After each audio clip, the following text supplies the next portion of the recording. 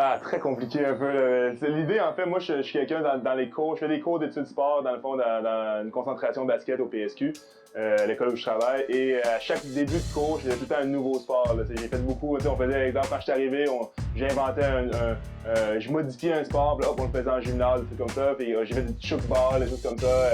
Donc, je suis un fan de ballons chinois, toutes ces affaires-là, de tag. J'adore la tag. Je trouve que la tag, c'est comme le sport le plus underrated de l'histoire du sport. C'est tellement difficile.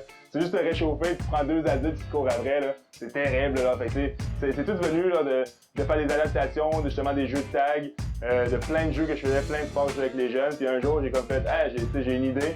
La première idée, c'était un peu spécial. Quand j'ai commencé, ça s'appelait les Magic Sports. C'était même pas été pur instinct, la première idée. C'était des sports qui ressemblaient au squash. J'adore le squash. Ça a vraiment été mon sport de prédilection quand je jouais au basket. Mon sport estival, c'était le squash. Dès que je finissais ma saison, c'était yoga et squash. Et puis moi, ça a vraiment fait... j'ai le goût de faire du squash en gymnase avec les jeunes. Les jeunes, on pouvait pas le faire à cause qu'on n'a pas de raquettes, qu'on n'a pas d'espace. Alors j'ai inventé ce qui s'appelle le carré magique. C'est comme juste des petits jeux.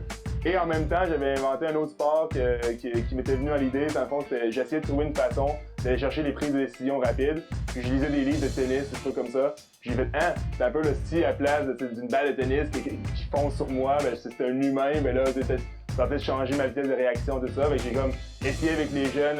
Je suis arrivé le lendemain avec les jeunes. J'ai dit, OK, aujourd'hui, il n'y a pas de basket.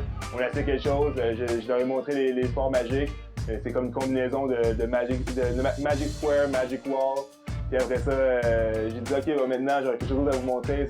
On n'avait pas de nom encore. On l'appelait le sport secret dans le temps, au PSQ. Puis là, on l'a fait avec les jeunes. Puis dès que je l'ai fait avec les jeunes, j'ai juste fait, OK, là, j'ai quelque chose. Puis la journée même, j'ai appelé 20 athlètes élites à Québec que je connaissais. Puis on a fait, venez-vous-en. Puis après, je leur explique, ça partait d'une philosophie grecque aussi, là, de la façon qu'on fait le sport. Fait que je leur explique la philosophie, qu'est-ce qu'il y a derrière. Puis là, je dis, OK, ben maintenant, on a le droit de modifier toute la game, vous avez le droit de tout changer les règlements, en autant qu'on respecte les 3 principes de base. On a roulé comme ça. Peut-être après le premier 5 minutes de jeu, j'ai su que la première fois qu'on a vu un changement, un vrai changement, que on a compris les changements, tout ça, j'ai fait, OK, là, on a quelque chose. Les gars se défonçaient trop sur le terrain, puis j'ai dit, OK, j'ai quelque chose, ça y est, là.